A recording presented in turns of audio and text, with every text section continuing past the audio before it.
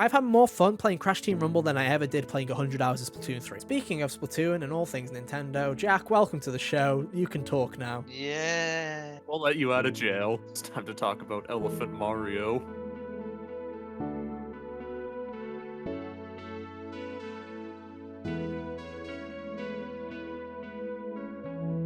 Hey, how's it going, everybody? Welcome back to another episode of the HGO podcast. I'm one of your hosts today, Ethan, and joining me, as always, are my good friends, Kyle.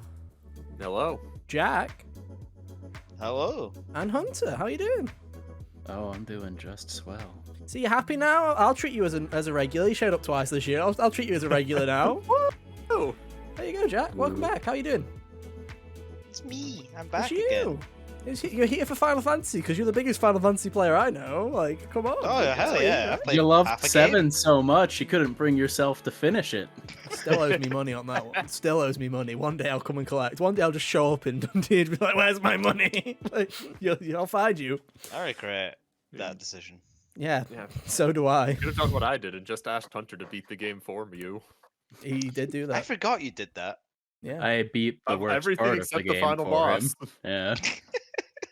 Because the game won't let you share play in the final boss. That makes sense. It does. But yeah. But no, it's good to have you back, Jack. Obviously, you're not here to talk about Final Fantasy. You're here to talk about the Nintendo Direct, which we'll be talking about later in the podcast. Because we've got a big week this week. We have got Final Fantasy 16. It's here. We've played it all in some way, shape, or form, so we'll talk about that.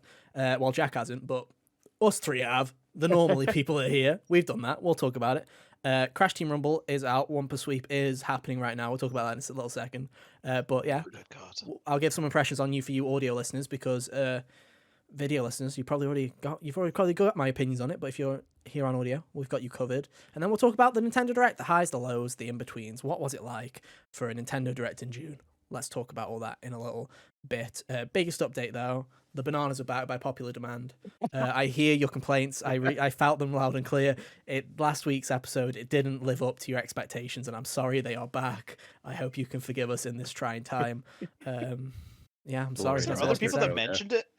Pardon? Literally about 5 people I know have mentioned the bananas to me in some way, shape, One or of my form, and I friends think it's asked. stupid. One of my friends asked me about the bananas when they showed up too. So Dude, it's just a fruit bowl. There's apples and Yeah. oranges there as well. It's just a There fruit were bowl. so many Yeah, bananas but the in there, bananas though. are so there. What, There bananas? was like Yeah. 10 of them. Okay, that's fine.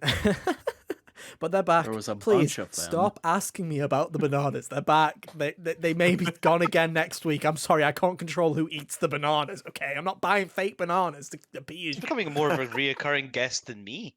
It definitely has. They've had more appearances than you this year. I can tell you that much. But anyway, if you're new here, welcome on. This is the HGO podcast. So there might be quite a few people that are new here, and welcome on in. I really hope that this first 5 minutes hasn't thrown you off because this is what this podcast is.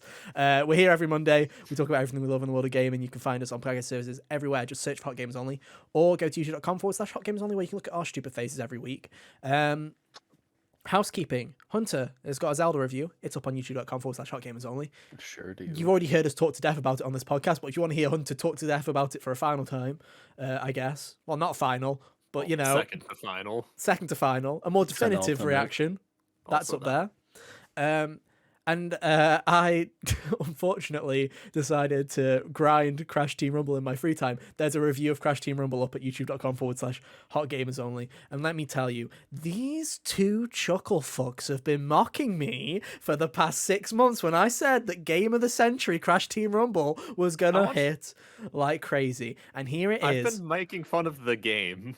Here it is, baby. Most viewed video on our YouTube channel within 25 hours. Yes, sir. Rumble Sweep. It's the greatest video ever made. Go and check it out. As of recording, it has got over 3,000 views. Am I going to pat myself on the back? You bet your bottom dollar I am, because I'm so fucking great. I love myself so much. I'm so humble. But no, in all seriousness, thank you so much. I was not expecting it. It was a really pleasant surprise.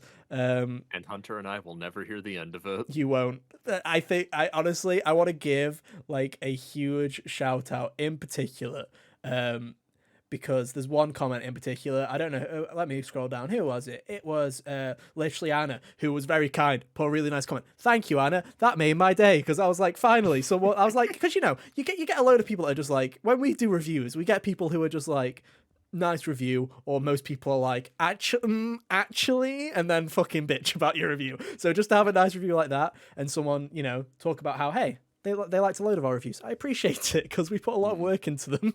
We put like God knows how many hours into them. So thank you so much, and thank you to everyone that's left some wonderful feedback. We appreciate it. Thank you for 200 subscribers. It's a big announcement one this week. We hit it. We finally hit 200 subscribers. We've gone past that now for some reason, but thank you. We really appreciate it. Me and Hunter will be recording a spoiler cast at some point this week. We need to talk about a date, Hunter. We'll get it sorted. We'll get it locked down. It should be up in the next week or so. Thank you so much for the support. We are almost at 225. If not, we might be there by the recording. By the time this is up, It's very who knows? possible. This is new territory for us. We have no clue. So if you want to help support the show, please go to youtube.com/hotgamersonly. Hit that subscribe button. At 225, Hunter has to buy Mortal Kombat 1 Mortal and Kombat review when that. that comes out. So Because please I hit said subscribe. I'd do that I'm offhandedly scared. You're gonna before start we making were. me play games. Yeah, and if we and if we hit 250 subscribers, this is I had a notepad which I didn't tell the guys about, where I was like, by the end of this year I want us to hit 250 subscribers. That's what my end goal was for the end of this year. If we hit that, we're gonna do a new show on the channel. There'll be a new podcast. It might be the one that I've been planning for months. It might more than likely be a different project that me and Hunter have been talking about more recently. It'll be It's one of our them. film theory. It is. We're moving into films, everybody. Everybody knows I love movies and have a great attention span for Finally. them. But yeah, there'll be a new show at 250 subscribers. So if you can get us there, that'd be fucking incredible. And we do really appreciate the support. We've got up crazy amounts in the past week. So, it's very much possible. But yeah, For the first time since we started this channel, we finally have more subs than The videos uploaded. it's true.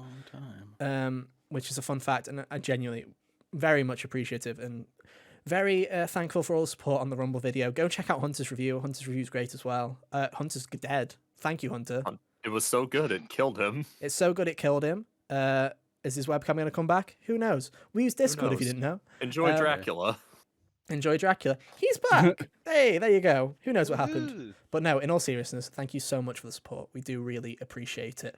It's been a huge boost to my What was enthusiasm that over the past 250 week. goal? I kind of got chucked away for that. New show at 250.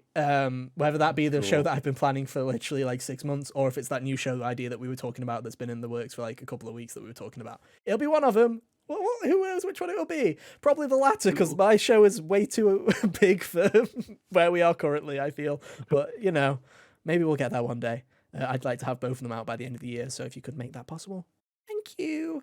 Anyway, I'm sorry about the long spiel, but a lot of things happened this week. We weren't expecting it, but it's here. So let's talk about Final Fantasy 16. Sorry, Jack, because if you thought the viewers had to wait, Jack has to wait like 45, 50 minutes. So he better, you buckle in. If you come up with some good questions, Jack, you ask him, buddy. Because Oh, you know me when all my Final Fantasy questions. you always know the correct Yeah. questions to ask, Jack. You always know. Don't beat yourself down. I'm sure you love all Known the Final Final Fantasies. Fantasy enjoyer. Yeah. Is Anyway, Cloud there? No. No. not yet. Who knows? yet. Who knows? Clive starts with the same first two letters, though. So it's on Damn. the right track. He's got the point. He's got a point. Anyway, yeah, we're here to talk about Final Fantasy 16. Obviously, the big release of the week. Hunter, you put quite a bit of time into it, haven't you?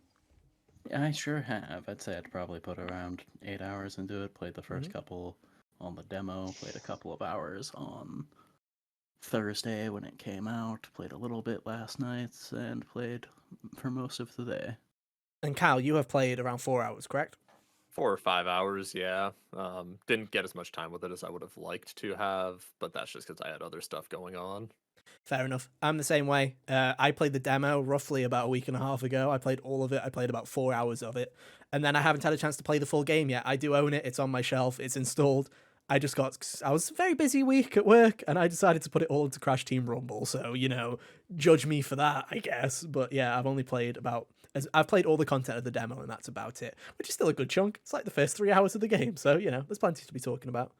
I guess the big thing is there's been a lot of debate, but first of all, reviews very positive for the most part. There's been a couple of outliers, but for the most part, very positive.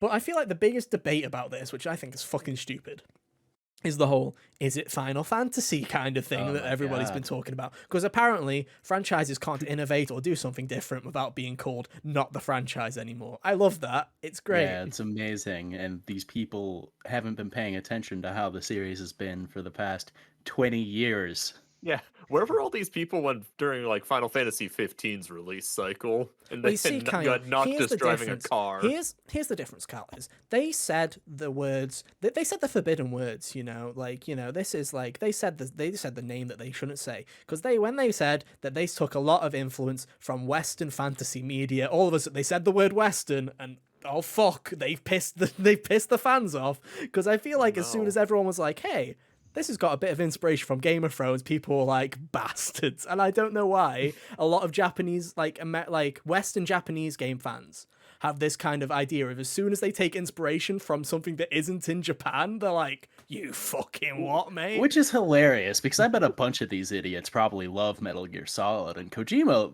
loves things from over here. Revolver Ocelot only exists because he likes Westerns. And I mean, it's the exact same way. Russian it's like cowboy.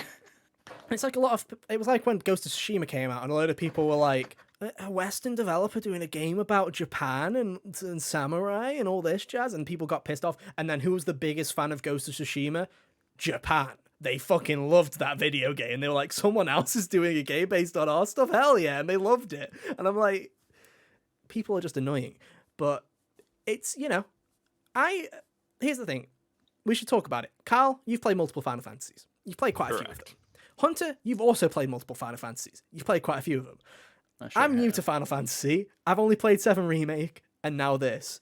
And to me, obviously, they're more action-oriented games than RPGs. So this is like similar vein kind of game that I'm used to, right? But even to me, it's like there's a stark contrast between Final Fantasy 7 Remake and this game in terms of tone, in terms of setting, in terms of all that jazz. They still feel like they're part of the same franchise. Like, I'm not going crazy here. It's like... Yeah. People can change. It's like, it's in the same way as going like, you look at other franchises and you're like, yeah, things change. That happens because people get bored. Unless you're Dragon Quest. Unless you're Dragon Quest, which you'll live in purgatory forever if you're a Dragon Quest fan and you'll enjoy it because they all love Dragon Quest, so it's fine. They're happy there, But it's like, you look at Assassin's Creed. I don't like modern Assassin's Creed, to be honest. I think it's boring and dull, and I've said this on the podcast 6 million times and people are sick of me saying it. But it's still the same franchise that it was at the start. There's still, like, they've changed the way the gameplay works and the loop and all that jazz and how it's more RPG-ish. Still the same fucking franchise at the end of the day. I'm not sitting there going, Breath of the Wild and Tears of the Kingdom are still Zelda games. Some Zelda fans will try and die on that hill. They sure will, and they're just as stupid as these Final Fantasy fans that I'm talking about. But no. I guess what we're trying to say is, it's definitely a Final Fantasy game, but the question is it good? I don't know about... Right. Hunter, you've had the most time on it. I'll go with you first. Yeah. I'm not being negative, Jack. I know Jack's about to go, oh, he's about to chat shit. No, he's about to do that thing where he goes negative again. I'm not. I like the game. I like the game quite a bit. It's just I don't like it as much as everybody else is liking it. But that is my baseline. Hunter, how are you feeling about it? Oh, I've been liking it quite a bit. The first part was a really good setup, and I've been liking as I get more into the thick of things. I really enjoy Clive as a protagonist. If this story sees itself through the way I think it might, he'll be one of my favorite Final Fantasy just main characters. Period. Probably. I mean, I think the thing is when you talk about this game and you talk about its influence, it's very evident that they have looked at Western fantasy like Game of Thrones and have just ran with that kind of concept. Because from the start, that first cutscene in the game, you're like, oh yeah, this is some kind of fantasy, Western fantasy ass shit where you've got the big battle and everything's going crazy. And it's like, I think the real difference to me, the thing that was really striking, was the tone and the performances. And I think they're fantastic. I think they're absolutely incredible. The way that it's like, it still has that kind of quirky, kind of, Japanese, like, kind of anime-ism to They're it. still where it's riding like, giant birds as they're still mounts. riding giant like, birds. They still have the kind of uwu faces where everyone is far too attractive for the setting that they're in. Like, come on, like, everyone looks No like one a lets model. Clive go 4 steps without telling him he's pretty. It's hilarious. And it's true, he's very attractive. But, it's like, they all have those kind of Final Fantasyisms where it's like every character's hot for some reason, and they're riding massive birds, and there's some very funny like little lines. But it is very much where it's like, you hear Barrett or you hear Aerith, and there's these stupid little quips and these silly little lines where you're like, that's goofy, I love it. This game is very much like, especially the first half a dozen hours, it's very much kind of, hey, this is kind of gritty, kind of fantasy. Things are going to be dark. Things are going to be very kind of broody. The first 2 hours is very kind of, dark. Even like Dude, the I first don't 2 wanna hours say- goes hard. Yeah, it goes hard. And I don't think it's a bad thing. I don't know if it's cliche or it's just bad of me to say, but when I play a JRPG, I'm usually expecting kind of hit and miss dialogue, where you'll have something where I find it quirky, I'll have stuff that I like, but it's like, I love Xenoblade 2's dialogue, right? But there is a kind of quirky kind of iffiness to it where, sometimes the quality's up here, sometimes we're scraping the barrel of these voice lines. 'Cause And they then had, like, one sometimes take. Tora talks. Yeah, exactly. Same with Final Fantasy, right? You have some incredible moments of like heart between like, I love the scenes between Barrett and his daughter, right? I love how kind of you can see that relationship and you can see how much he cares. But then you've also got Barrett in the elevator monologuing about Marco, and you're like, this is goofy. I love it. It's stupid. Here, it all kind of feels like there's this consistency to it where everything's kind of set, and they still have these fun lines and stuff like that, but it really feels like, for this one especially, they've kind of grounded themselves into this world and have kind of gone with that darker tone, and I'm here for it. I vibe with it. Kyle, how are you feeling? Yeah, I think you pretty much nailed a lot of the stuff that I was thinking about. Like you said, it's a lot of stuff that like the story definitely just feels very grounded in itself. It doesn't feel, at least for what I've gotten to so far, it doesn't feel like it just feels like it's playing itself straight. Mm-hmm. It doesn't feel like it's kind of like detouring anywhere and trying to get any quips out of anybody or anything. It's just like Clive going about his new life, trying to figure it out, Mm-hmm. And I mean, it's like interesting. I've never been a huge Game of Thrones fan, right? I tried it. I couldn't get into it. It's like, it's on that list of shows that everybody loves that I couldn't even get through the first episode of without turning it off. And if you want to hate me straight away, I'll tell you what the first 3 on that list are. It's Game of Thrones, Breaking Bad, and Better Call Saul. I've got like the holy trinity there of shows that'll piss people off. I didn't watch Breaking Bad either. Don't worry, Ethan, or the other one. I tried, but I was like, I'm not in a great mental space anyway. I don't need something like this. And people are like, I think it's funny. And I'm like, I feel like this is going to be terrible and everybody's going to be like, something terrible's going to happen. So I'm going to dip. But, There's a lot of terrible things in Game of Thrones. Yeah, there's a lot of terrible things in all these the things. last 2 seasons. But I was the same way with Game of Thrones when I started it. Like, I watched the first 2 episodes and just had to stop there. It wasn't until I ended up watching it with one of my roommates in college where I'm like, actually got through it. And I think the thing that this game does well is it has those dark moments, it has those deaths, it has those kind of deep and emotional moments. But I think what it does well is it gives you a chance to step into that world, right? It starts in a sequence that's very action like oriented. You're in the middle of a battle. You're basically going around in preparation of an ambush, right? And it just kind of drops you into that world and lets you sit in it before you even really know who Clive even is. And when you go to the backstory, again, it lets you kind of sit in Clive's shoes for a while, which I like. It doesn't do what every other kind of show or any other kind of media tries to do, which is get the hook into you straight away. It saves its hook for about 2 hours in. You look at games like The Last of Us, right? Its hook is in within the first 13 minutes. You look at Breaking Bad, right? And I've watched part of the first episode. It's already talking about, the cancer and the drug cartel and all that shit in the first episode. You look at Game of Thrones. Again, it kind of it needs to get you that hook in so that you're actually invested week to week. This kind of lets itself simmer, and I kind of appreciate that. And then it goes batshit crazy and someone gets fucking hit by a boulder and shit like that, you know? But, you know, Yeah. that person Yeah. doesn't matter, so I don't care as much. Like, it's fine.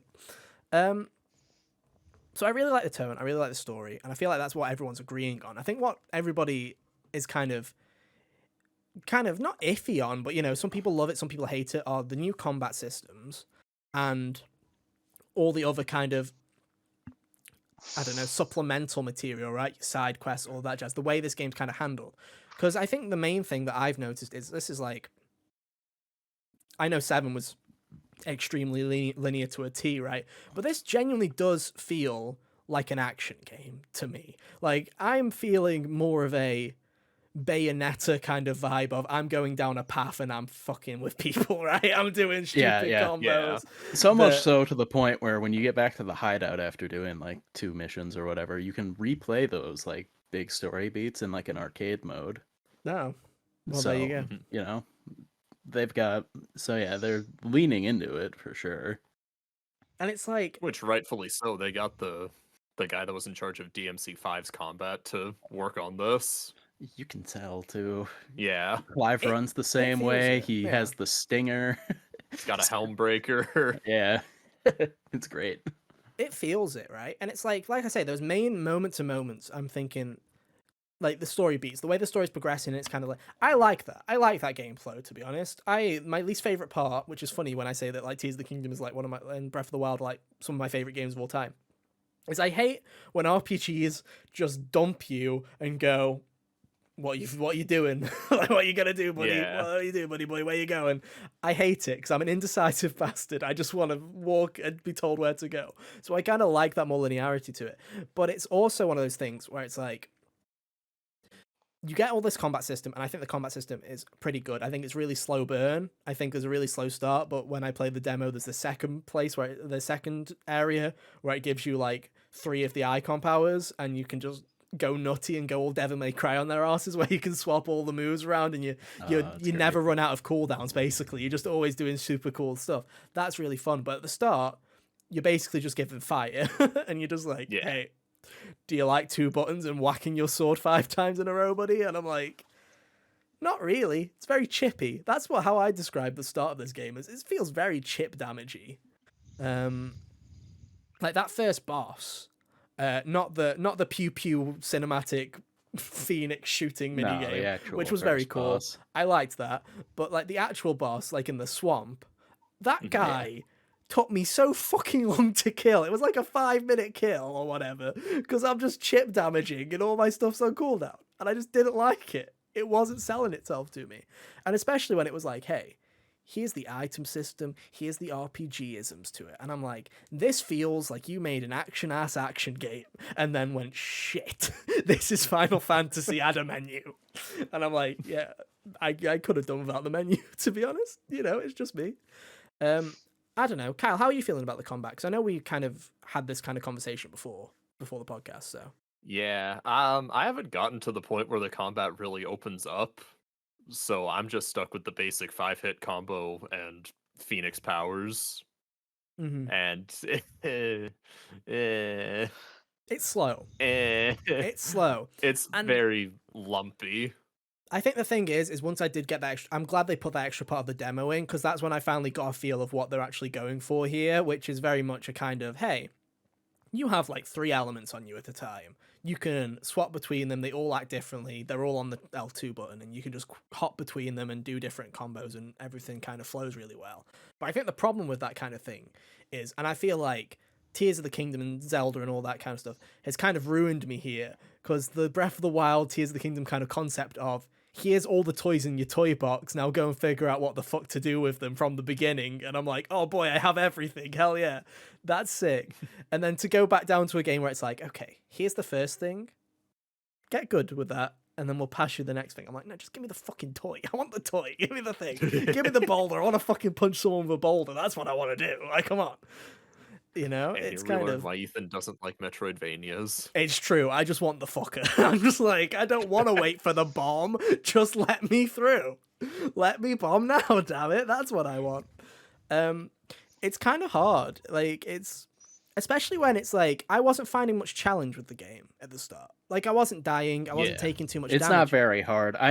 My brother was watching me for a little bit earlier, and when I got up to go put the lock back on my door, I did not pause the game and just kept pushing buttons while I was fixing the lock, and I turned around and do a precise dodge. I was like, sick. Amazing.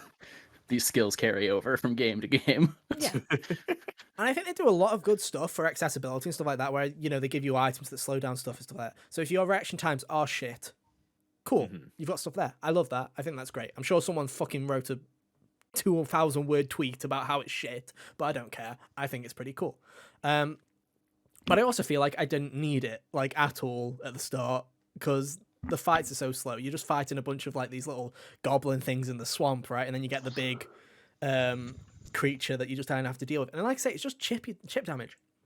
And it's like, it's kind of sad because, like, I know where we're going. I know where we're getting to. It's like, how long does it take to get to that point, though, where you feel like a badass? Because here's the thing. Cutscenes are cool. Really invested in the story. Gameplay, it's good. But I'm like, could I, like, I like it.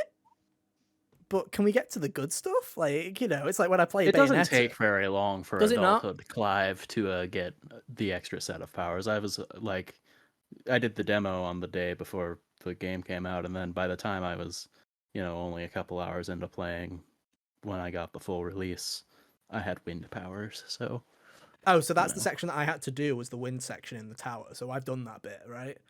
Yeah. That section is the part of the demo. So that's the second part of the demo. But they gave you fire, wind, and earth powers, I think, was what they gave you for that bit.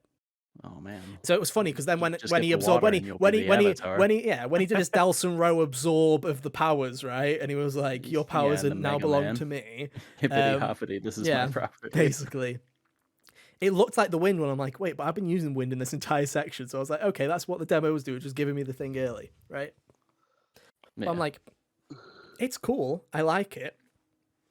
But I wish it got to the point quicker. And I know it can't, but I'm just an impatient little boy, dude. I'm just an impatient little boy. Give me my toys.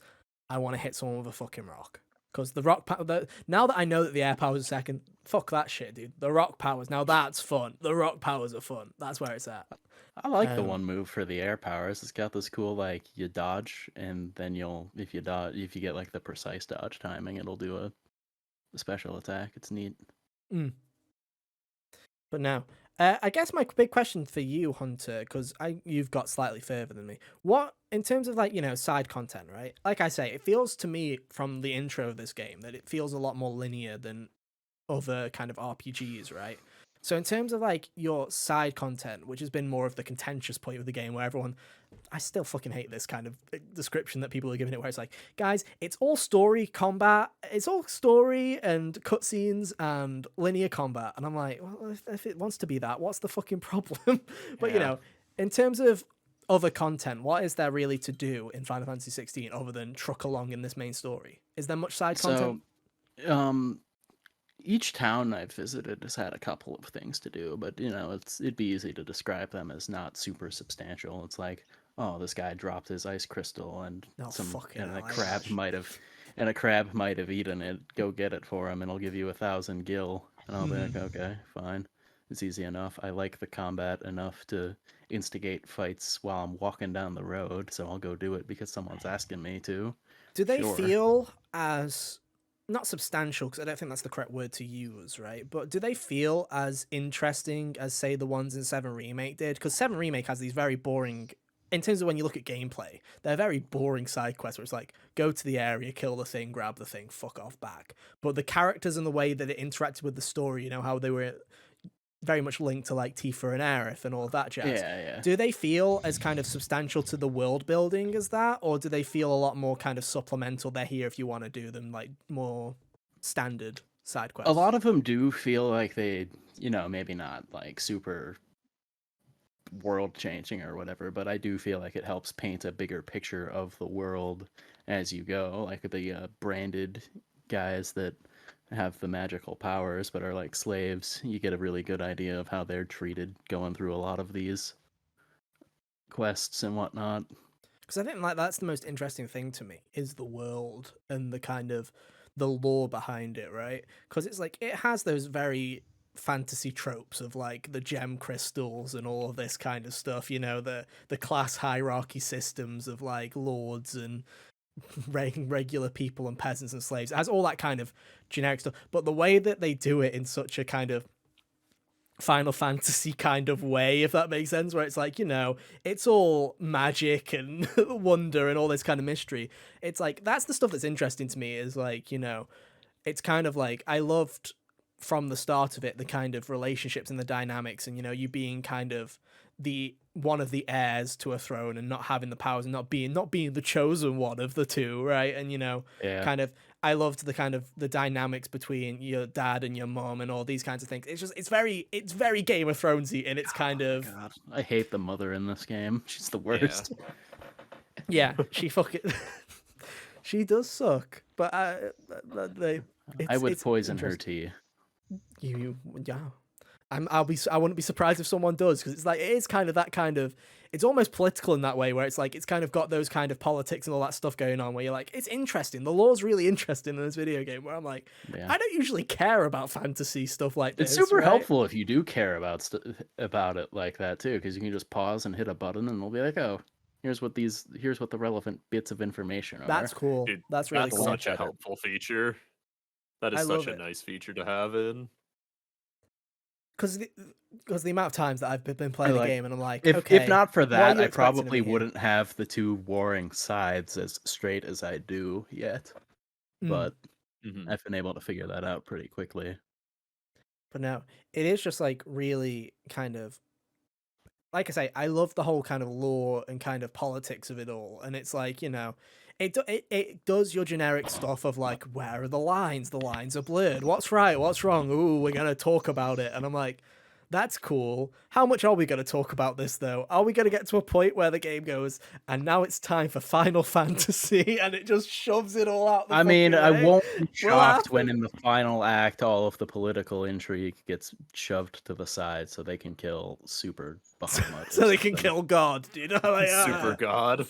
Yeah, of course, who which, else you can we know, is blame for the whatever, crystals but, than you know, God? And off they march into the heavens to go and kill him. Like that's what they do. But, Classic. you know, actually, Japanese RPGs in a lot of respects never end where they start as far as the thing that they're driving towards. It's very why- rare. Yeah. That's why I've said it before, and I'll say it again. It's why I love Royal's additional content so much. Is because it took something that went from a hey, here's a conversation about changing people's hearts and people who are be like, you know, black and white, and how is it, what's happening, and it just ends with let's fuck about and fight God, right? And then it actually adds some of that content back, where the final of Royal is actually going back to that blurring the lines of changing people's hearts. Is it good? Is it bad? It goes back to that. Fucking love that. And then it's like most RPGs, JRPGs especially, are just like, hey, we're just going to build up and fight God. And you know, most of the time, it's fun. I like that. But Yeah. also, sometimes I like more. I think that's why I always slightly disappointed about Xenoblade 3's ending, is it kind of does still do that kind of trope of starts, you know, Agnes and Kevez, what's happening here? You know, there's a third party. What's that all about? And what does it end with? Let's kill the creator, guys. Off we go. March to the Dude, if center. Xenoblade 3 would have stuck with the tone it had for like the first hour and a half, I would have been very interested to see what kind of game that would have been as well. I think there's a part Because of it where like I'm shifted.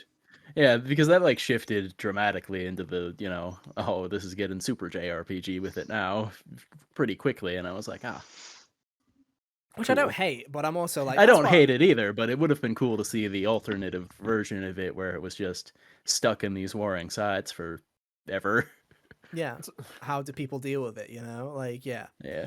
it's interesting stuff. But no, it's like, I love that. I love, obviously, Final Fantasy is like Square Enix makes such shit like Balan Wonderworld and then Chocobo GP, and you're like, why'd you make this shit? And then you go to a game like Final Fantasy, and then you go, oh, because you put all the money into this fucker. Like, that's because it's like, you know, you press the pause menu and you just mess about with the settings, and, you know, the camera's panning all around Clive, and they've had to program this camera so that it always looks good and wherever the fuck you are. And I'm like, where's the money coming for this? They're so high quality. And it's like, This game definitely feels to me, there's a couple of games that are on this PS5 list of, hey, here's some games that actually look like they were made for a PlayStation 5, and, you know, Ratchet's on there, Horizon's probably on there for me. This game is also on there. It looks fucking great. Like, genuinely, there are parts of this game where I'm like, how are you doing this? It's like, we're not even halfway through this life cycle. This Dude, there's is like that opening. endgame There's that quality opening sometimes. fight where the two fire monsters are fighting each other, and somehow they didn't really get lost in the flames to me. I could still make out which one was which, and I could make them out while they were being torched. So, Mhm. you know, There's that's one impressive. Because I like like if this this, was yeah. the PS3 or 4, it would be like, oh, you're just kind of blurry orange shapes now. One of my main kind of things that I look for, like one of my main indicators of how the quality of a game is in terms of like generational leaps, right? You might look at character models.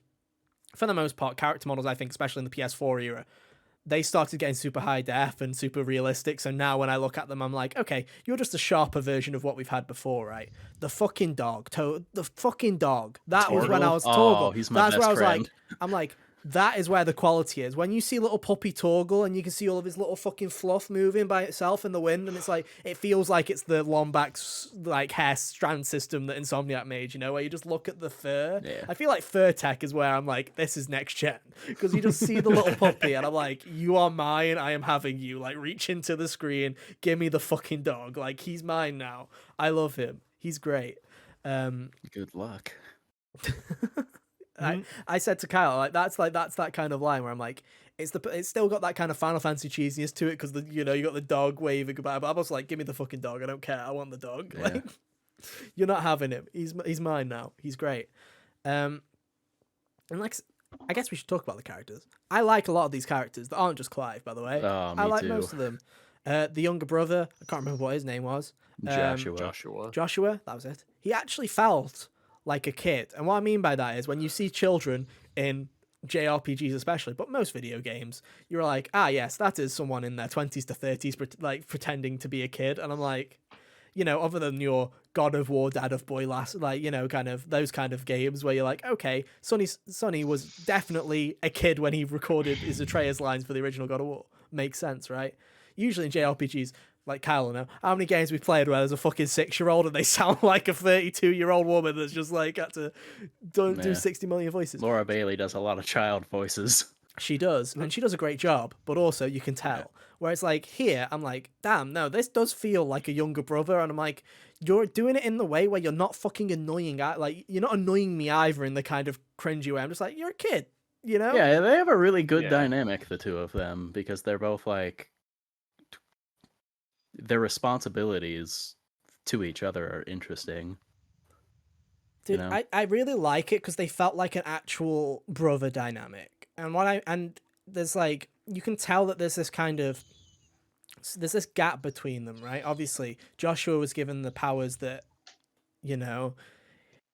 he was given the powers that that fucking Clive The wasn't allowed dominant to have. powers, Yeah. the Phoenix. The Phoenix powers, right? And you can tell that there is this kind of separation between them where Clive does feel this kind of jealousy towards not being the one because it affects his relationship with his mother and all of this jazz, right? But you can still tell that there's that close relationship where it feels genuine. It does feel genuine, and it's like there's like most video games, you always have this kind of thing where there's like the brother sister dynamic and they hate each other, and there's like this kind of like, oh, you piece, like, there's always this kind of, even if they do care about each other, there's this kind of beat the shit out of them kind of quality to it that feels genuine in some cases, but most of the time just comes off as, we get it.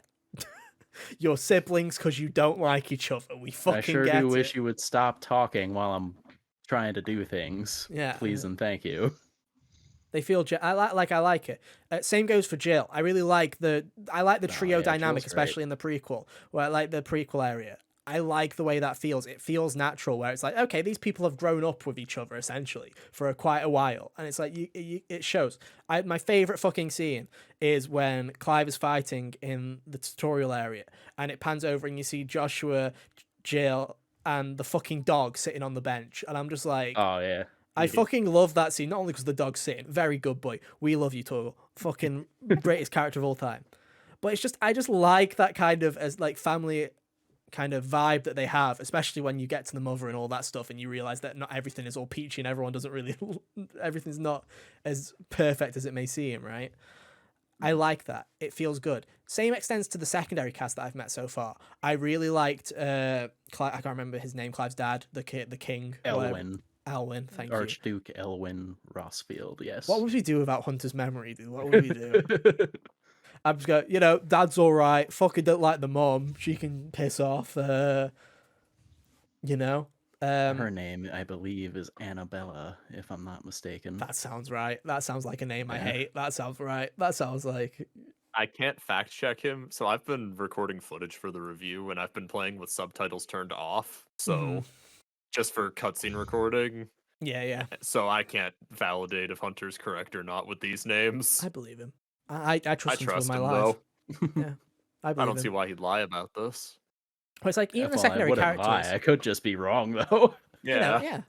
I just like some of the secondary characters, some of the antagonists, some of the ways that they interact with people. I just really like the way they just act and just the way they are. They're pretty cool. Yeah, the one I can't remember this guy's name, but Titan Man, him just being oh yeah, big boy. Him just looking at the rest of the council room and whatever, he's gonna be like, I'm gonna go fight them, and then left. Oh yeah. Or however that interaction actually went. I was like, oh, that was kind of cool. Yeah,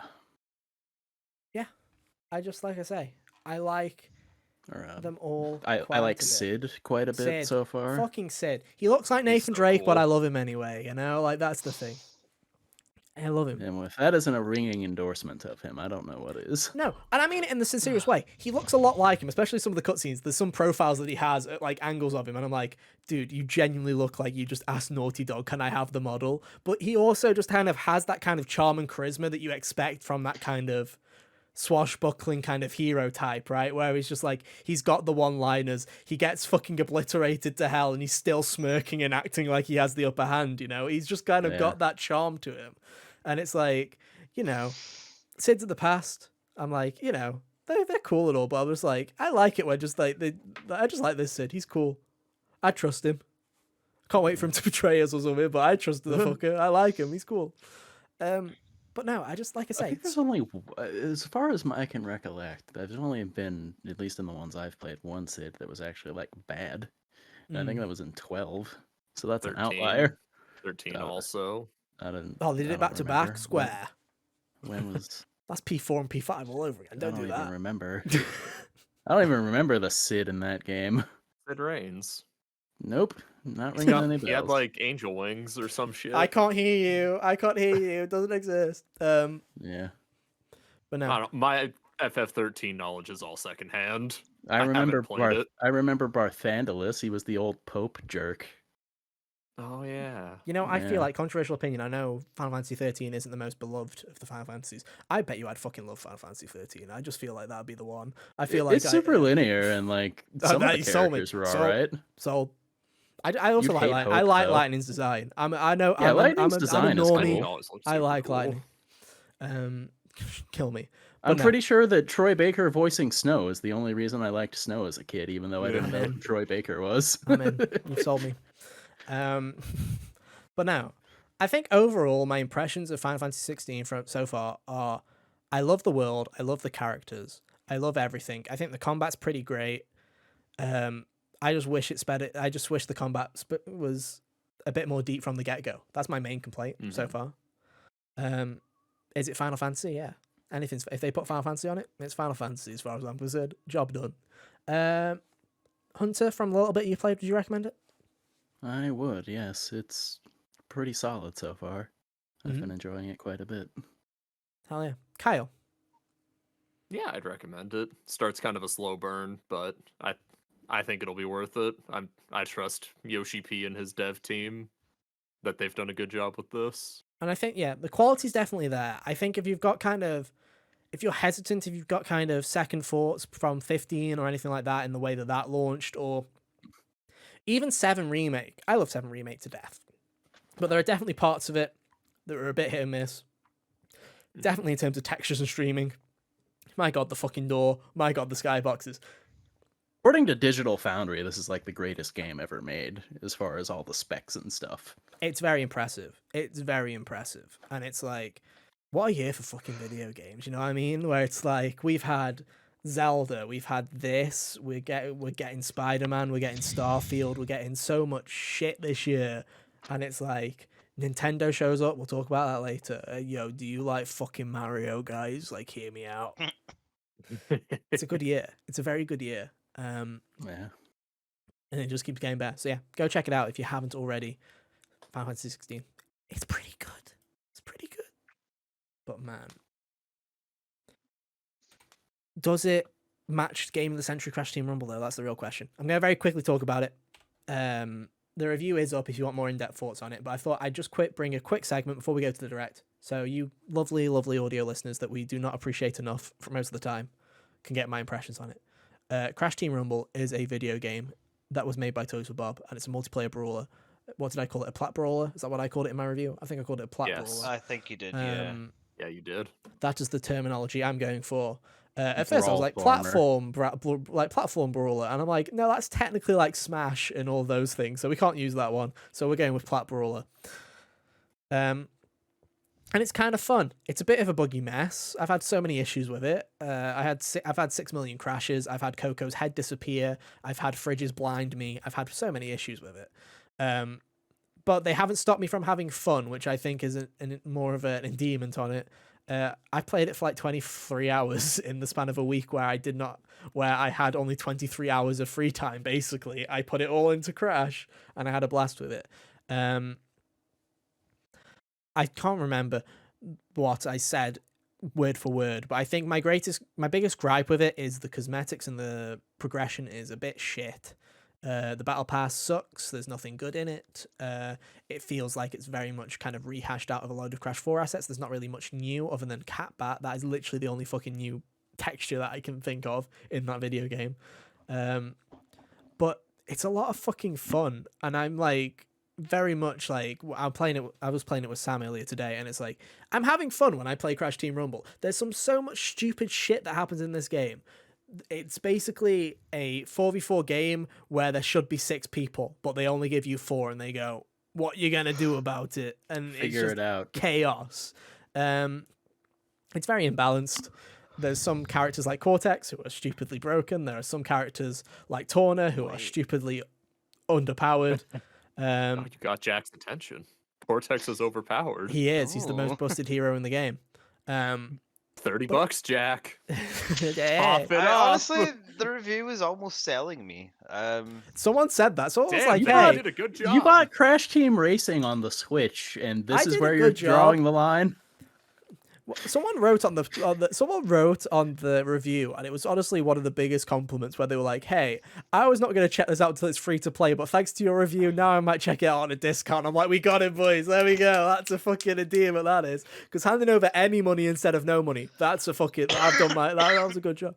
I did a good job of kind of conveying it. But gameplay really doesn't do the game justice. The game looks so fucking bad when you watch people play it, but when you actually get the game in your hands, it's a blast to play. Like, I have so much fun. It's stupid. There are so many dumb things you can do.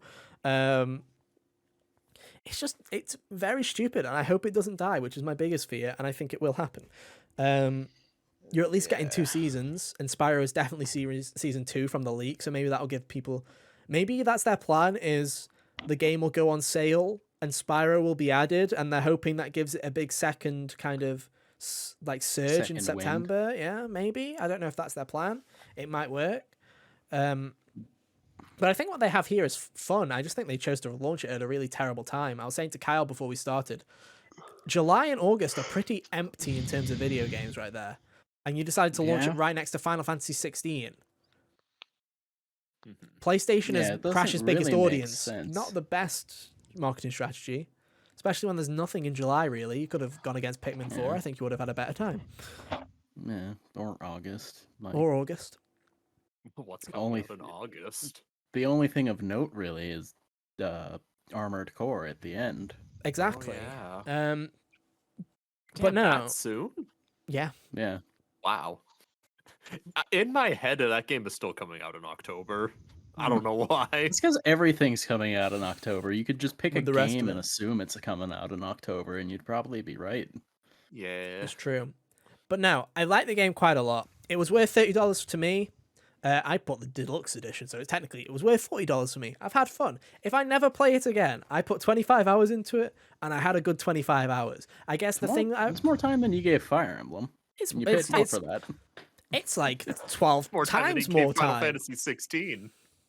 Technically, it's 12 times more than I've played. But, you know, I've put a lot of time into it, and I'm already happy with it. I think that's the biggest thing you got to ask yourself is, if I play Crash Team Rumble, am I perfectly happy playing it for a week, probably putting 20 hours in it, and then maybe never playing it again and the game dies? Are you fine with that? If the answer is yes, I can't recommend it enough. I've had a fucking blast. It's been really fun to play. If you're sitting there and going, I don't like Crash Bandicoot I don't like the idea of a Crash Bandicoot multiplayer game, then don't fucking buy it. It's not for you. You're not going to lose anything from not playing it. But it is fun, and I think that it's just a shame that the marketing has been a fucking disaster for this video game, because I feel like a lot of people are criticizing it when they haven't played it. They should have had an open beta. I don't know why it was closed. They should have probably have had it as... I understand having a price tag to it. Probably should have been $20, something like that, something more appetizing. But it's fun. I like it. You can check my review out at youtube.com/hotgamersonly. One per sweep. 6 million views, please. Thank you very much. It's good. It's a good game. I'm having fun with it. I just hope it lasts. Who knows? Place your bets. Will we in a year be talking about Crash Team Rumble shut down? We'll find out, I guess. If it's still going by the end of next year, Ethan will shoehorn in a best ongoing game category into the HGA to award this game. Hell yeah. You know, that's not a Crystal terrible ball idea. is just showing the future. Yeah. Yeah. But hey, if it's done one thing, it's boosted my ego. 3.3k views, dude, as of recording.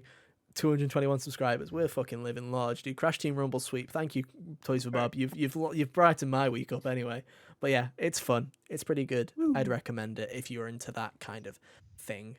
If not, cool. Wait for a discount. Wait for it to go free to play. Maybe check it out then. You'll probably have some fun.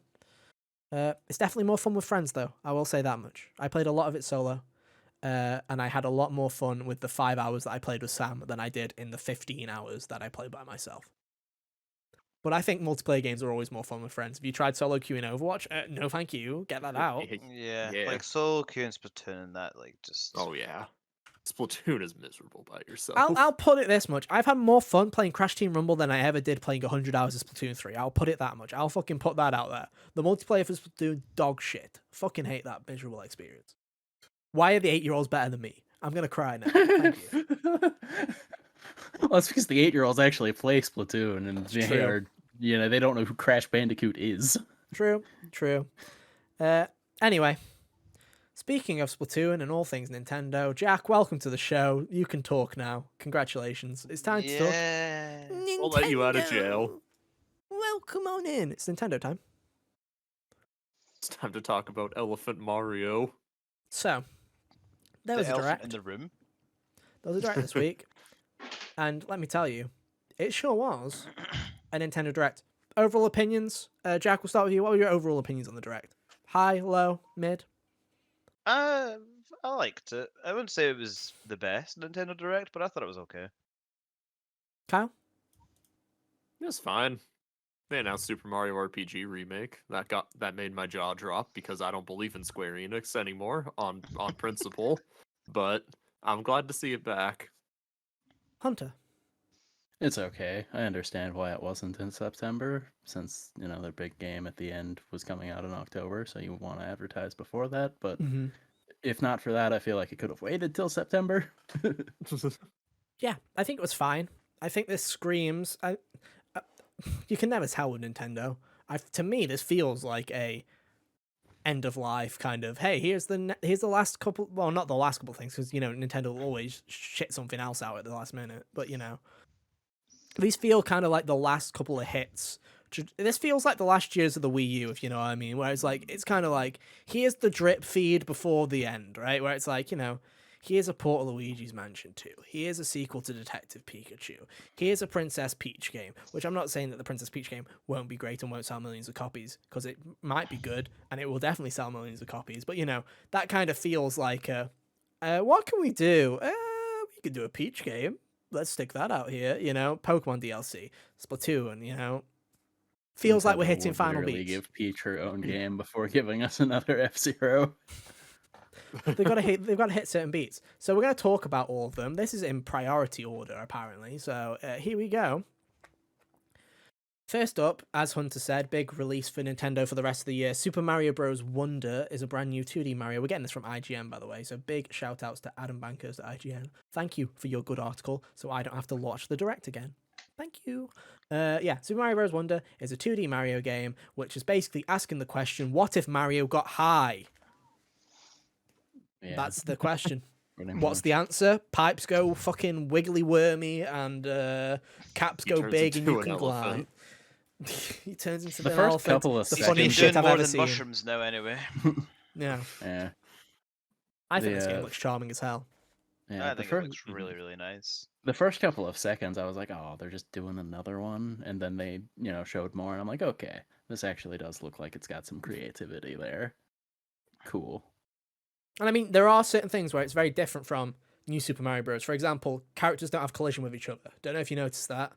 Mhm. You can't bounce your fuckers around, which I think's great because it was funny at first. Mario Kart in Super Mario Bros. Wii, it was really funny when you start playing the game for the first part and you can start throwing your friends around and you can start doing stupid shit. It's really funny. By the time you get to the desert level and those fucking moving pillars, you've had enough because one of your friends is a dick and you're like, what the fuck? Why are you throwing me off? Like, this is stupid. Or, those pillars are about as big enough for two people to stand on. And as soon as third bugger tries to jump, they bounce off the fucker into the hole and die. And you're like, this is stupid. The It one thing gets that was aggravating. annoying in New Super Mario as well was just like whenever you were playing co-op, anytime someone got hit or picked up like an item, the game would like freeze. So they can- Yeah. Yeah, Yeah. it would always freeze the game. So like you could be doing something else and it's just Oh, chaotic. the fucking bubble, dude. The fucking Oh, the- bubble. Where it's like, help me, I'm Oh, in yeah, the the bubble, bubble. pop me out. And I'm like, fuck off, get out of the way. You're Stupid. sat there like an idiot, shaking over to them. Yeah, exactly. But no, like, I feel like, I love the art style. I think it's got a lot of personality to it. It feels more like they're basing it off of the artwork for the old 2D Marios, if that makes sense. Where it's like, it's kind of got that kind of more artistic style to it, where it feels more like a drawing than necessarily like the very clean and bland look of New Soup, where New Soup was very much kind of, hey guys, what if we made brand friendly Mario look like, it's clean as fuck, whereas like there's no personality or detail in it. Focus tested and distilled. Yeah. Basically. A lot of it kind of looks. I don't know if you'll agree, but a lot of it kind of reminds me a bit of Rayman Legends kind of style. In a way, I can see the kind Yeah. of, like I say, the artistic kind of representation of it, like the way that the artwork in the background kind of looks painted in a way. Yeah. I like the look of it. I think the Wonder Flowers are a cool kind of mechanic where you basically touch them and then the world goes a bit weird. I like that. I think it's a cool little touch. I like, and I've always wondered why the fuck they don't do this, that even though it's a 4-player game, there's more than 4 characters for you to choose from. I like that. Why It in New has Soup been a little Deluxe did they perplexing. remove a Toad so that you could play as Toadette? Why? Just keep more options are good. Rabbit, Yeah, like, it's weird, and Nabbit like isn't a their selection character. of people was always perplexing too. Like Mario, Luigi, Peach, sure, and then Toad. Come on. well, even New Soup, it was just Mario, Luigi, Toad, and Toad. And then when they brought Deluxe over, it was Toad and Toadette who can turn into Peach. Why not just make that Peach then? And just Yeah. have just do something How did it goofy take this like long for Daisy to be playable in one of these? no clue, because I've For always real, thought for real. that where I'm like, what if you have, because Mario, perfect game for kids. What if you have shock of the century here, more than like you have 2 daughters?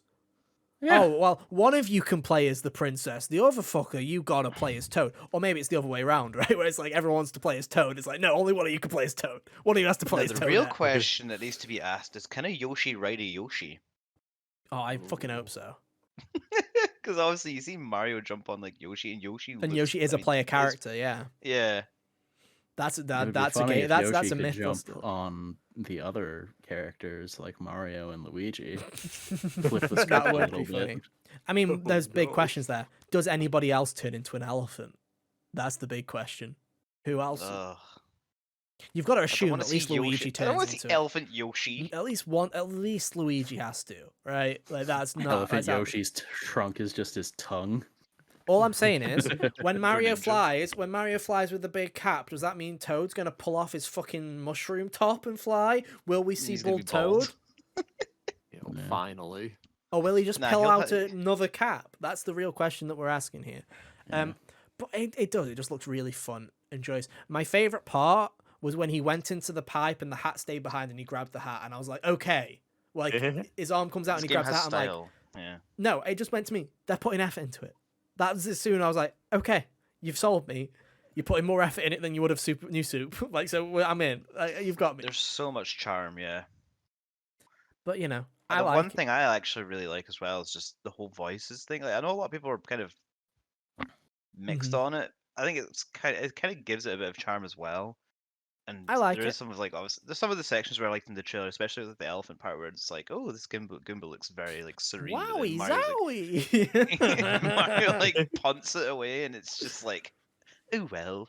Oh well, yeah, I like it. It's fun. It's cute. But yeah, so yeah, Mario, Luigi, Toad, Princess Peach, Princess Daisy, and Yoshi are all playable. That's pretty cool. That's a good list. I like it. I feel like we're done with the days where Princess Peach is just a damsel in distress. I think from going forward, if the game has multiple characters, Princess Peach is always going to be one of them, which I like, to be honest, because the amount of new Yeah. soup we've had enough new soups to last a lifetime, bro. I've had enough of that shit. Thank you. I kind of hope we're done with the Koopalings as well. As much as I love them, I'm tired of all bosses being Koopalings. Or just having everybody be fucking Boom Boom, dude. Like, I don't want to see that That, fucking yeah. guy in every mid-stage boss fight, please, and thank you. It's the same boss fight all the time. Like, But no, woohoo. it looks like personality, and you know, after having nothing but L's from Mario for a little while, the biggest W we got was Bowser's Fury, right? Everything else, you know, 3D All Stars, bit of a shit show. New Super Mario Bros. U Deluxe removed as much as it fucking added, you know, like Captain Toad removed levels to add different ones. You know, it's like Mario's not had a good kind of track record on Switch. He had Odyssey, and he had 3D World plus Bowser's Fury, and that's about it. Everything else was kind of ish. So to have something like this, I'm like, hell yeah, I like this. This is cool. Speaking of Mario, do you like Mario? Because they liked Mario. Super Mario RPG is I announced like for this Mario. 2023. It's out on November 17th, by the way, which is fun. It's a remake of Persona that Day. game that no one thought would ever get a re-release, let alone a remake. Yeah, it's the classic. It has Mario. It has Bowser. It has that guy from what people want to be from Smash Bros. I can't wait for all those Put Gino and Smash Bros. Clowns to finally play the game that he's from. But yeah, I mean, I love it. I love little chunky Mario. I'm so glad they didn't try and re-stretch the proportions out to be like normal Mario. I'm so glad they kind of kept the kind of short little miniature kind of figure Yeah. kind of aesthetic. It's so funny how It's accepting so everyone is. cute. It's so funny how everyone's so accepting of it, but when they did it to Pokemon, everyone like shit their Here's the pants and was like, nope. oh. Bye, Hunter. Apparently, No, so did Hunter. Keep talking, Jack. everyone, Keep yeah, talking. everyone shit their pants like at the thought of chibi like Pokemon, but then as soon as Mario does it, it's like, yeah. Well, you see, here's the difference: is this looks like it was done with love and with personality, whereas And Pokemon Pokemon looks did like it it was done horribly. with budget. Like Yeah. the big difference to me is the lighting. It's like when you look at when you're in the throne room and you can see the light shining through the windows, and it's like stuff like that, and you're like, that's cool. I love it. Or the fucking one with the water, with the rainbow kind of water aesthetic, and you're like, oh man, this yeah. looks great. Whereas Pokemon never looked good ever in that game. Like it just never looked good. May Not I even remind on the us of the box time we art. first saw the Pokemon trailer and we all burst out laughing? Yeah, that it was was funny funny. as fuck. It was so funny. But no, I love it. I can't wait to see Big Yoshi. Can't wait for that one. It looks like fun, honestly. I'm glad that they've done it, and it seems like they've done it with a real kind of level of love. Do we know who's making this? Is it Square? Square. imagine it'd be Square Square. was in the. I mean, obviously they'd be titled, like credited for it because it's their original game, if I'm right. Yeah. But I don't know. I don't know if it's been like outsourced or not. I know that the compose is one of the composers. Who's the composer? on Yoko. it? Yoko's Yoko on it. Composer's Shimomura. returning. Yeah. But yeah, it looks like it's been made by Square. So there you go. I think it looks great. I'll probably pick it up. Yeah. You It'll should. be my first time playing it as well if I pick it up, and I probably will. It looks great. It's a wonderful little game. Yeah, I can't wait to play it. I love the little toads. I can't wait for Big Yoshi. The Mario wanting Big uppies Yoshi. with that fucking Big gif is Yoshi. incredible. I love it. The game looks fantastic. Anyway, Are you wanting uppies? I love that fucking gif of him going, uppies, uppies. It's cute as fuck. I love him. Anyway, from one end of the spectrum to the other, Detective Pikachu Returns is announced. This game's been in dev hell forever. Remember when they announced this in 2019? It's finally I could here. have sworn this game was already out as well. Nope. It's out on October 6th. Another October game. They Yeah. never stop. But yeah, it's out. It stars Detective Pikachu and his sidekick Tim, of course. Him. Tim. Mm. Here's my thing with this game is, when it came out on 3DS, it was like one of the last 3DS games that came out. And it looked like a really kind of late gen, really high quality, visually looking 3DS game. And then I look at this, and I'm like, by Pokemon standards, it looks better than most Pokemon games. But it doesn't really look that great. It still kind of looks like a 3DS game in a way. Still, it's kind of got that kind of cheapness to it. I'm sure it'll be fine. Will anyone buy it though? Was the I original don't Detective know. I Pikachu didn't- that well I didn't received? play the first one, and I don't I know. heard people liked the movie. It had Ryan It's- Reynolds in it. I feel like most normal people will like it just because it's got Ryan Reynolds in it, right? Yeah. I mean, I'm a sucker for it. I'm liked sure it. I'd love it too. But yeah. Anyway, it's coming out in October, so if you want to check that out, go ahead. Metal Gear is coming to Nintendo Switch. In Yeah. everyone's Dude, favorite. there was a hilarious amount of information given about this Yeah. this juncture here because they Metal were like, Gear "Oh, Solid Collection suddenly Volume 1. it has all three of the games we were told about and the This old collection ones, includes and Metal then Gear Solid, the Metal Gear Solid 2, Nintendo Metal Gear Solid versions 3, of the old Metal ones." Gear, Metal Gear 2, Snake's Revenge. It's hilarious. I'm pretty sure Snake's Revenge was like disowned by Kojima, so it's just funny that it And a feels. It's not even screenplay that. book containing in-game text of each title and a master book detailing the stories and the characters. I can't Oh yeah, wait. the motion comics too, and they gave the release date is here as well. I'm like, oh, thank you, Nintendo. And That's cool. also, yeah, because you know what I was thinking, dude. We really need some games for October. That's what I was thinking when I was thinking about Metal Gear Solid. I mean, Fucking they hell. could put this wherever it wants, and it gets priority. They can put this wherever the fuck God. they can put this wherever the fuck it wants, and it can wait 6 months. Thank you very much. Fucking hell. I'm all for this. This is the way I'll play it. I'll play it eventually. And I know they're Yeah. going like, hey, look, guys, Metal Gear 1, Metal Gear 2, Metal Gear 3, all the other fuckers you don't care about, some digital comics. I'm like, cool. And then they're like, that's $60, please. And I'm like, $60 in October when I could put them on my fucking PS3 for about 10 right now? Fuck off, Konami. See you in 6 months, bitch. Think about what you've done. At least release when there's nothing out. For $60 in January? You come back to me. I'd be talking more. I'd be more willing for that. But now I'm like, bro, I mean, you I've- could I've just gotta- buy it in January during I will. Don't worry, during the backlog drought. I'm gonna buy it on a discount at some point. I will definitely play it. Speaking of buying it and shit, but like, why is it called Volume 1? Because Because they're there's obviously gonna gonna be do the rest. more. Metal Gear Solid 4 isn't in this. They've got to at least make that. But like, I feel like Volume 2 would just suck if it was just like the PSP games in 4. Well, it'd be Well, it'd be- four, It probably would I be think worth it'll be- it for anyway because 4 could finally be freed from the PS3. I think it'll be. It doesn't I think, matter I what think else it'll be is the there. good PSP game 4 and 5 for next gen is what I think it'll be, which and the for Switch Switch will because not they run. can. Yeah, the Switch could run Metal Gear 5 because there's a PS3 version. They could run that. Yeah, the So- PS3 did it.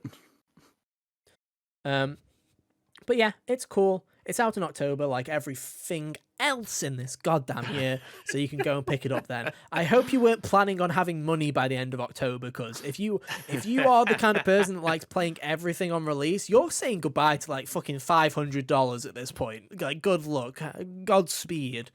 Have fun at Christmas. when you Have fun at can't have Christmas. money. Yeah. At the end of the day, guys, here's my tip for you. If you have a significant other, if you have a partner, if you have a family, your parents, whatever, look at October and go, what do I need and what do I want? Buy the wants that you need and then beg for the other shit at Christmas. That's what I would do. Metal Gear, that's a perfect Christmas game. I'd let a family member pay $60. I would. I won't, but I'll let a family member. Merry Christmas, everybody. It's the season of giving. Give me Metal Gear Solid Master Merry Collection Gear Volume 1. Solid. Merry Gear Solid, everybody. Speaking of That's Christmas... a real, like, ROM hack thing that someone made, or I'm sure it fan is. game. Speaking of Christmas, The Legend of Zelda Tears of the Kingdom is getting some more amiibo for Zelda and Ganondorf. Mum and Dad amiibos are coming, guys. You pick your side. Not much has been shown other than Zelda looks sad and Ganon looks hot. They'll be here this holiday. Look forward to it. Hey guys, do you want a real WarioWare? Good news. WarioWare Move It is coming to the Nintendo Switch. The first actual WarioWare game on the Nintendo Switch. We don't count the other one. We don't count the other one. That other one. Fuck the other one. WarioWare Move It is coming on November, thank God. They gave us a week break, thank God. Out of October. It's also not a full price game, by the way. I think it's only $40, so that's a conundrum for you to work out. Good call. And it's basically, which I love, it's a sequel to Smooth Moves from the Wii, basically. It's I don't know why they didn't call it this, but in Japan, it's called WarioWare Move It here. In Japan, it is literally called, it translates to WarioWare Super Smooth Moves. It's basically a sequel. I don't know why they aren't advertising it as a sequel, because as far as I'm aware, Smooth Moves is everybody's favorite, like one of the best WarioWare games. So I don't know why they're not taking advantage of it. But oh well, it's out. I'm genuinely tempted to pick this one up because I love Smooth Moves. It's fucking sick. It's there. I've And it's never in played a November. WarioWare game. I was going to say, I thought the Game Boy MarioWares were more loved. What?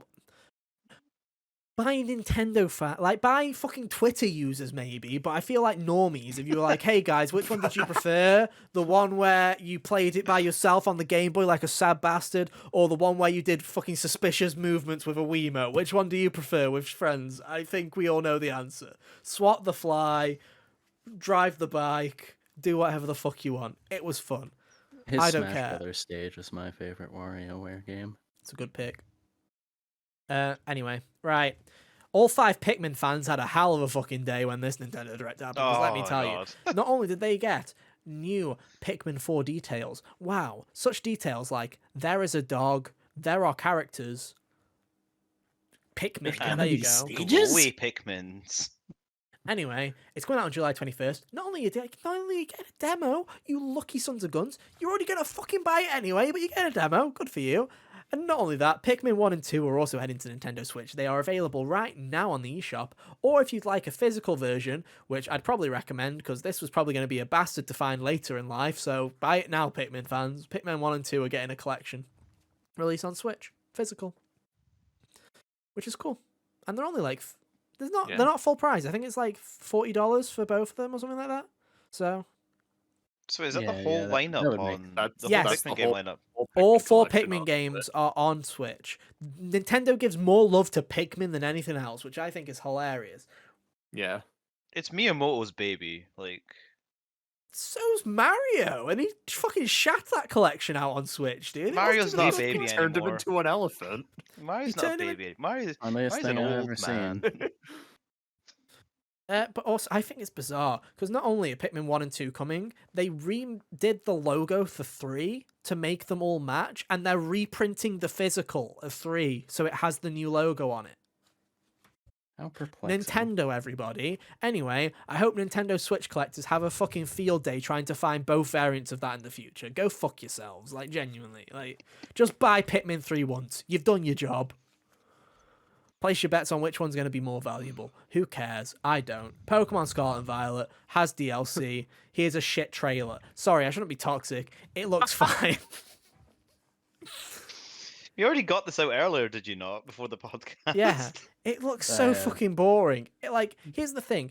I liked Scarlet and Violet. It's probably my favorite Pokemon game since Gen 6. I liked it quite a bit.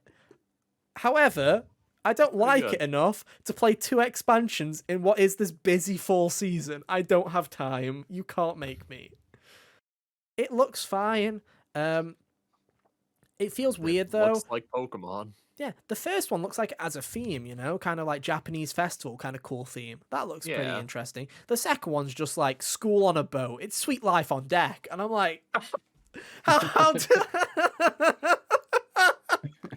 do we go? How do we go from yes, honoring Japanese culture to Sweet Life on Deck? Yeah. To, man, does anyone remember hit Disney Channel show Sweet Life on Deck? Let's make a DLC about that. And I mean, hey, that was my favorite Disney Channel show, so they're selling it to me. I loved Sweet Life on Deck. Let's talk about that instead of this Pokemon expansion.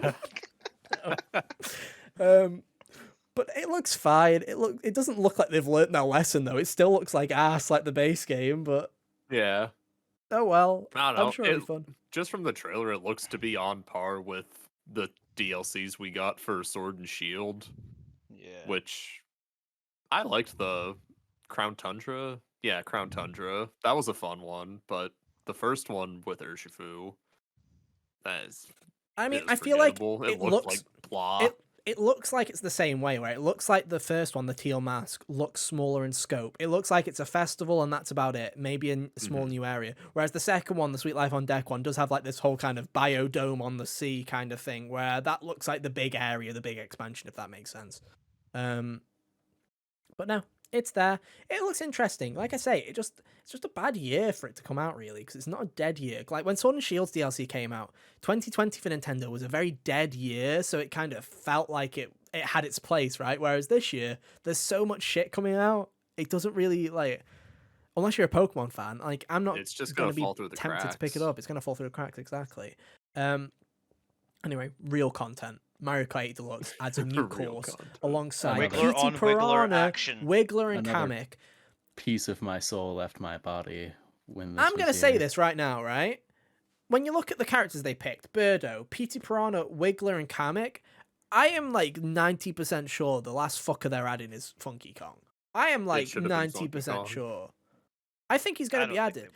They're picking the fucking I think it'll be Rob.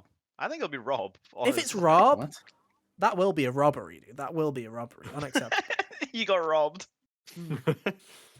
That would be funny if everyone just starts screaming, Funky got robbed, dude. Not in the game already? I don't think so. He is. Dry Bones in the game. Yeah. He is? Yeah, and Dry Bowser. I have no way to check. I don't have the game. I also don't have the game. I just thought he wasn't in base. No, they added him into base. They added him to the base roster of Deluxe. So yeah, good. He's there. Yeah.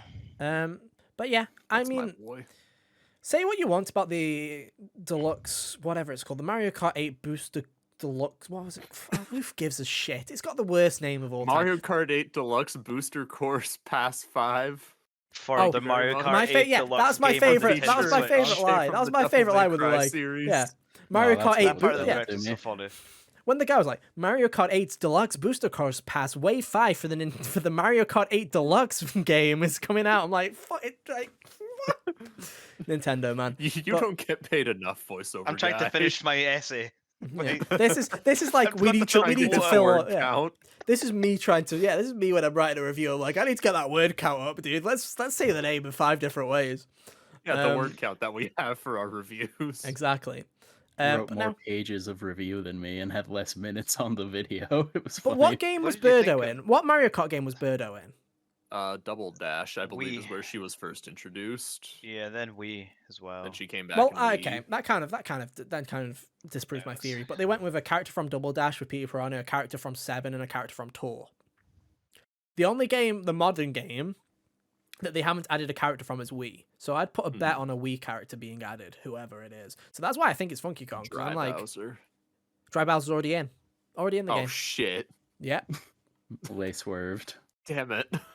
Anyway, Here, I thought I was so clever. What's Next your up- thoughts Me on the outfit track? B. the track, that's what I was gonna say. Speaking of, I think say what you want about the deluxe course pass, but you got a lot of value out of it. Even like if you care, the tracks are low quality, and I think they look ass compared to the base game.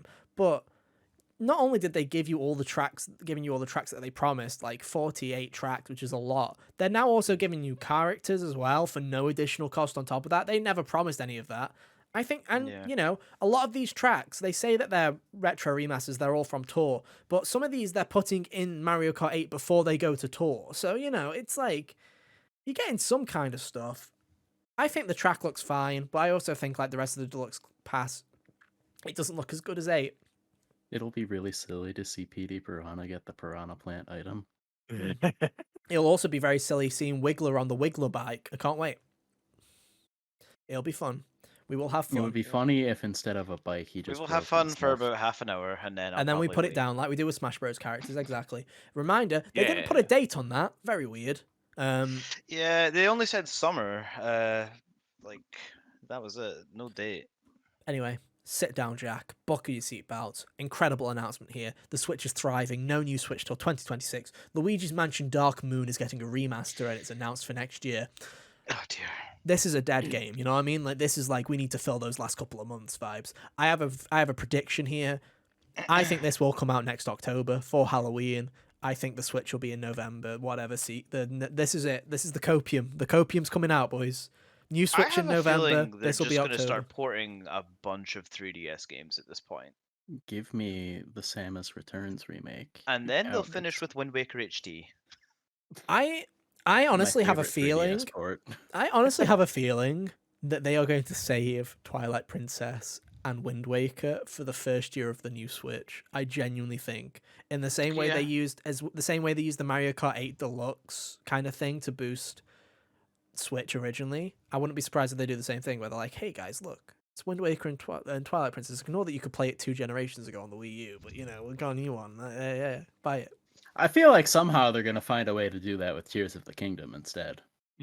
People keep asking for an expansion pass. I wouldn't be surprised if there's an expanded version for the Switch 2 where they're like, hey, look, here's a DLC, and Yeah. it's only in the new version. $70, please. This is where you can hang out with Zelda and possibly play as her.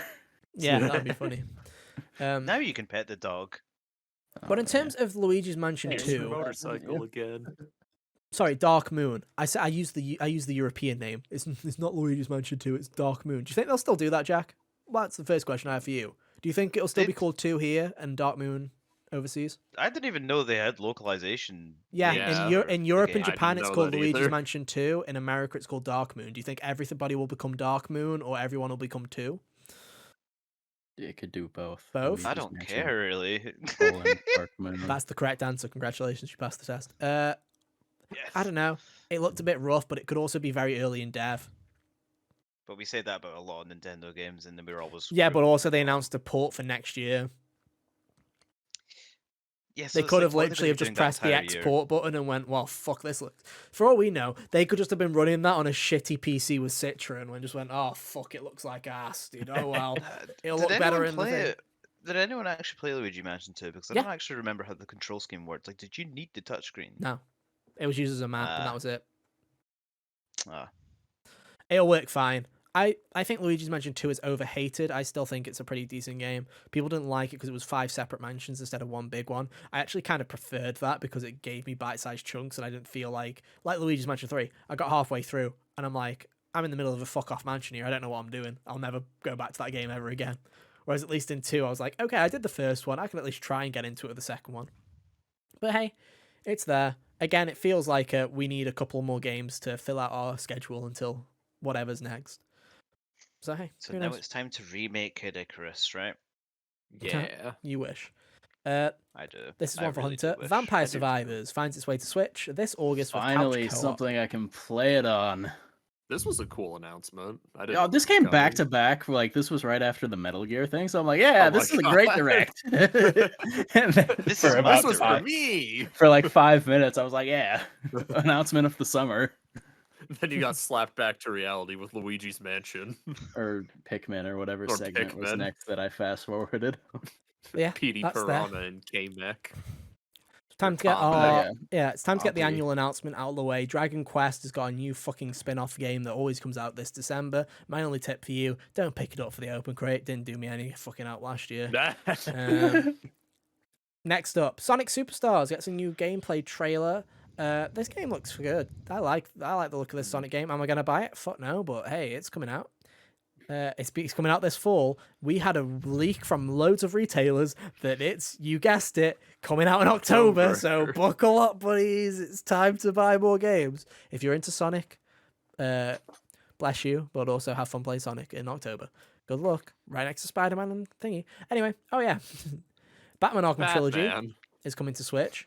All three games, dear. all three Rocksteady Batman The games. Origins erasure continues, and Which we is should funny, not stand because out for of this. all of the Switch, like, you should have, if you were to tell me there's going to be an Arkham trilogy on Switch, I'm like, yeah, it would be Asylum City and Origins, the ones that will easily run. They're somehow going to try and make Night run on Switch. I can't wait to see the Digital Foundry video on that, because fucking hell, that's going to look like ass. Whenever someone gets the Man-Bat scare, that's just gonna make their Switch explode. Bidoop, crash. If Oh, they're also- playing in handheld mode, he'll jump through the screen and shatter it, and then they'll die. I was and very that's the excited end. for this, but just because I was like, yeah, that's a cool way to play it. But don't get too excited, because if you buy it physical, only Arkham Asylum is on the fucking cart. You have to download Arkham City and Origin and Arkham Knight, which I think is stupid. I mean, I've got the Life is Strange collection on Switch, and only Life is Strange 1 is on the cart, and I think it's really fucking annoying. So it's a little weirder for Life is Strange, because I feel like of those them might could actually be able to fit on Yeah, there. but I as also feel opposed that to, like- Arkham Asylum and City could both fit on a cart, and you have to download Yeah, both Knight. of those could, and Night, that could be on its own, and I feel like there would still be not a very great chance. And I feel like, at least, with Life is Strange, I'm like, Life is Strange 1, that's the main course, Before the Storm, it's Yeah. like the dessert. You don't have to play whereas this, that's like Arkham Asylum, that's your fucking appetizer, and then it's like, ha, now download the rest, bitch. Like, just someone could play Life is Strange and go, you know what, I don't need the other one, I'm happy with that. Whereas Arkham Asylum, it's the first thing you want to do after you beat Arkham Asylum is go, that boss fight was shy, let's play the next one, I want to go back and be Batman. Like, that's the first thing you're going to do. Yeah. Dumb. Anyway, it's out this fall. If you have not played the Arkham games, you should play them. They're pretty good. And don't have anything else to play this fall. Yeah. And if you don't own a Switch, if you have a PlayStation or Xbox or a PC, go and play them on there. Star Ocean, the second story, are announced for 2023. That is a video game that I'm sure somebody was happy about. None of us getting here, us though. one step closer to Square Enix giving us Xenogears remake. Calm the Kyle's fuck like, down. They They're just gonna have run to- out of video games. They're gonna run out of eventually. things at some stage. But you know who? And it's will either know? gonna be Xenogears or Chrono Trigger. It'll be Chrono Trigger. I'd put money on it. Yeah, Chrono Um, Trigger comes before Xenogears, clearly. 100%. So does Chrono Trigger does. Chrono Cross probably will as well. Anyway, Chrono Cross already happened, so yeah. Yeah. they do Chrono Cross again. Yeah, that's true. The first Chrono one was Cross They is bad. make like it not run like a Is that like the PowerPoint. DS game or? Chrono Cross was a PS1 game. Oh, Yeah. Anyway, I don't know. next. This looks Spe- neat. yeah. Speaking of developers who will never run out of ways to milk their own franchises, Persona 5 Tactica gets a new gameplay trailer and release date. It is coming out on November 17th. Ooh, I've heard that date before. I wonder what's coming out then. Oh, Super Mario RPG. Good luck. It's gonna be a great week for the podcast. Oopsie doopsie. Hell yeah. Remember, it's day one on Game Pass, so if you only have $60 to spend, buy Mario RPG. Play it on Game Pass. Get this trial. I don't fucking care. Here's the thing. I've seen a lot of people criticize Tactica for being $60 just because it's got fucking chibi models. Fuck off. It's probably a full game. It's a tactics game. Yeah. It'll last you fucking 20, 30 hours. Stop being a Yeah. bitch. Is Yeah. it stupid that the characters people want to tie behind DLC? Yes. Is it stupid that Atlas still does this day one bullshit deluxe edition with stupid content you can't get anywhere else? Yes. Fuck off. Stop doing it. Thank you. But the game looks fine. I think it looks kind of fun. And this is coming from someone that doesn't like tactics games. So I might play it. Yeah. We'll see. Yeah. Or wait a year for Persona 5 TR Tactics Revolution, where they have, the DLC characters in the $60 bundle. I'm going to start skipping a few things here that we don't care about. Yeah.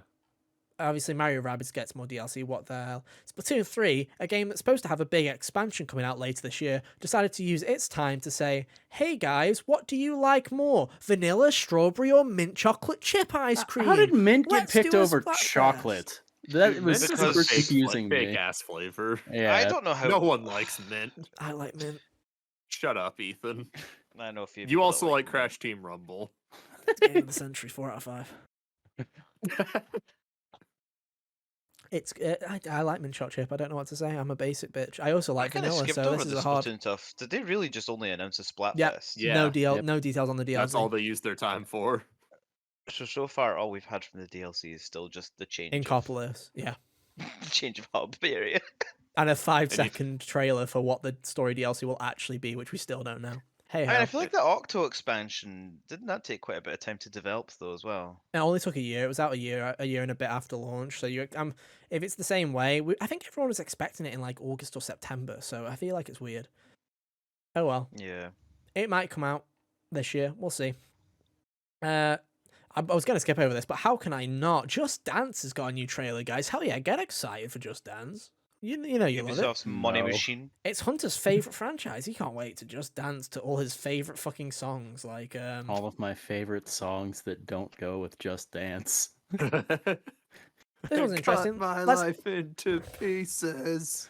Unleash This the Archer's is music my isn't last very resort. danceable. Anyway, let's talk about games that people actually care about. Penny's Big Breakaway is a new, bright and colourful 3D platformer made by the team from Sonic Mania. This looks This one looks interesting. kind of cool.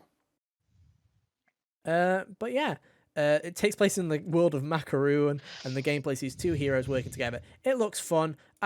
I don't think this is a stupid prediction to make. I feel like it's probably going to be the next big indie platformer. You know, I feel like people are going to get into this. It's out next Yeah, year. same way they got into like a Hat in and Time, whatnot. yeah. Yeah. But that's there. For you farm fans, we got you covered. Fae Farm is still coming this year, There was September like 8th. 5 of them. Buckle There up. were There was like also 3. 6 million fucking farm things. Anyway, I'll take it over an anime direct. shut the fuck up, Jack. We got Xenoblade that direct. Shut the fuck up. I don't care. Yeah, well, we do, and we don't give a shit about Fae Farm. Fuck you, Fae Farm. Only kidding. Fae Farm was pretty good. Anyway, It's the one of them that I can remember, to be fair. same. This one's fun. Headbangers Rhythm Royale is a rhythm game featuring pigeons. This was funny. Pretty Oh, this cool. game looks so funny. Yeah. It looks very funny. I like it. It looked like WarioWare, but with pigeons, so I'm down. That looks pretty fun. Gloomhaven's coming to Switch. Do you care, Hunter? I don't know what Gloomhaven is. Perfect. It looks Moving kind of spooky. on. but Perfect. Board games. A load of other great. shit, and that is it. Unless you care about there's that Overcooked Hot little Wheels. thingy game, that like Manic Mechanics thing that's like Overcooked but with cars. Oh yeah.